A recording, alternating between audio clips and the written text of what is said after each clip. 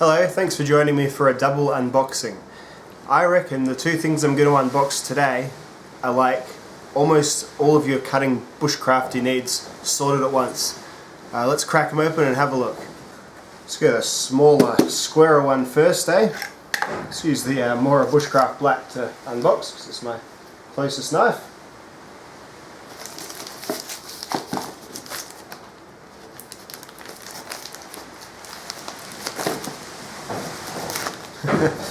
Thick scandy edge, not the best.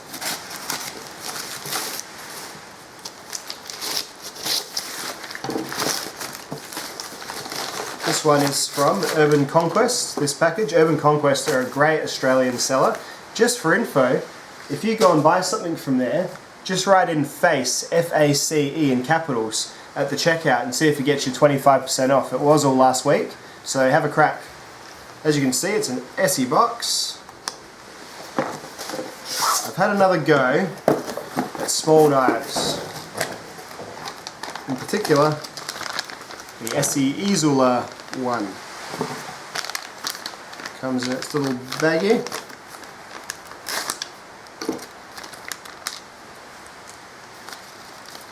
I know neck knives, I sort of find myself struggling with if I need them or if they're worth the salt or not.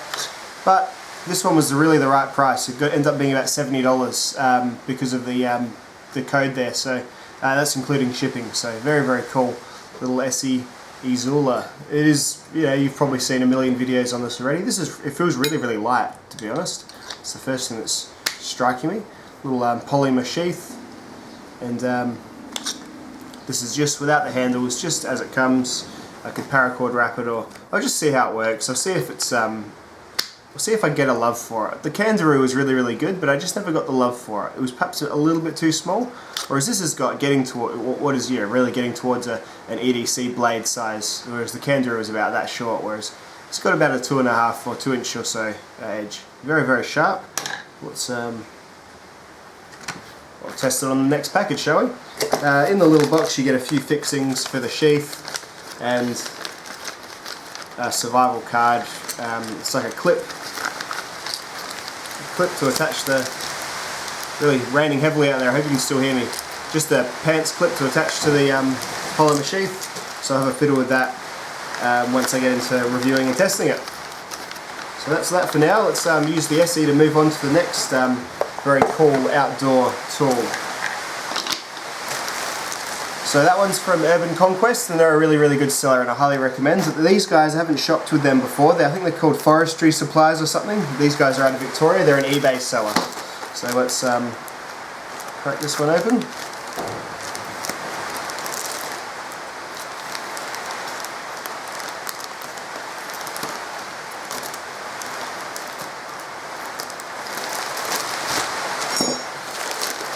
And this is a bit of a special one.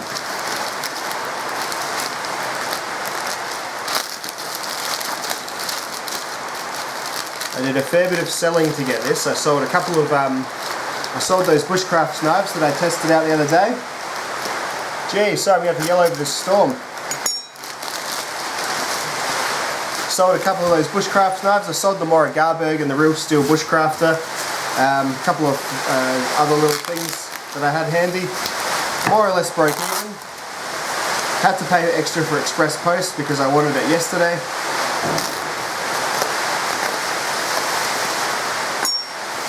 What we have before us here,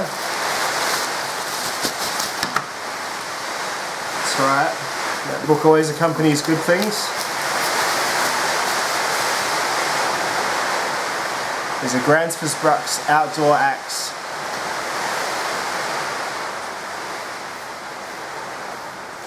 This is a newer Gransfors model.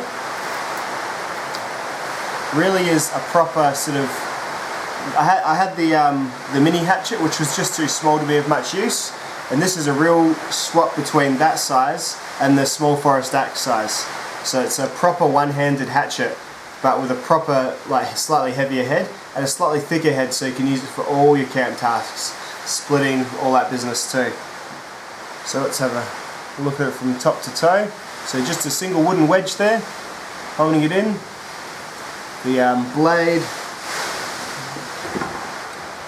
about a 2.5 inch cutting edge on the blade, some substantial weight to the head, like it's a proper, it's not featherweight like the wildlife hatchet was. It's sort of got that Hudson Bay type pattern where this part is a bit thinner, and then it's got this steel collar here, so because it's kind of, another principle of it is it kind of can be used as a splitting axe, so they put the collar there for overstrike and protection and whatnot.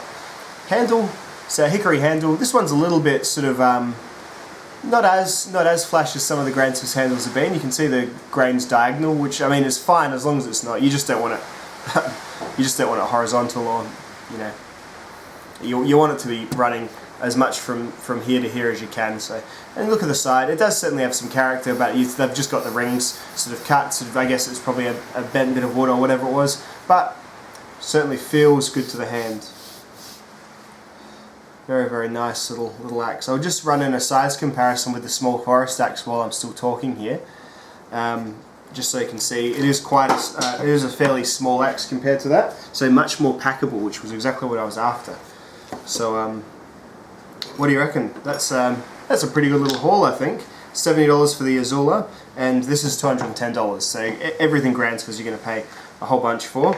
So $210 for the Grand Swiss. That's Australia money, so I'm not sure how much you pay in the UK or America. But yeah, really happy with that so far. That's just really nice. You can see it's just the Grand Swiss. It's got a nice polished edge, then just the natural sort of patina finish there. Very cool. It's all fixed. Head's very solid. The collar's interesting. I kind of like the collar. I think it makes it look a bit. If anything, it looks cool, but how well it functions, I'm not sure. Let's see how sharp it is. I'll see if I can find try it on this plastic here. Oh yeah. Yep. As for Grand Swiss, you get it. It's knife sharp, so it's very, very cool. Very nice indeed. The leather muzzle seems nice and thick, and actually seems really high quality this time. Sometimes they seem a bit thin. This one seems really nice. So there we go. So that should be a really, really cool little hiking and camping companion. And we'll just see how I go with the Azula. See whether it hits home for me. Otherwise, I'll probably put it in the next giveaway or something like that. It was just such a good price, I couldn't help but find it, just for review purposes if anything else. And I'll either sell it or do a giveaway. If I should be approaching, by the end of the year, I should be approaching 2,000 subs, I think, the way I'm climbing, so that might be something to keep a lookout for then. Alrighty, thanks for watching, dudes. I'll get some initial testing of both of these up pretty soon. See ya.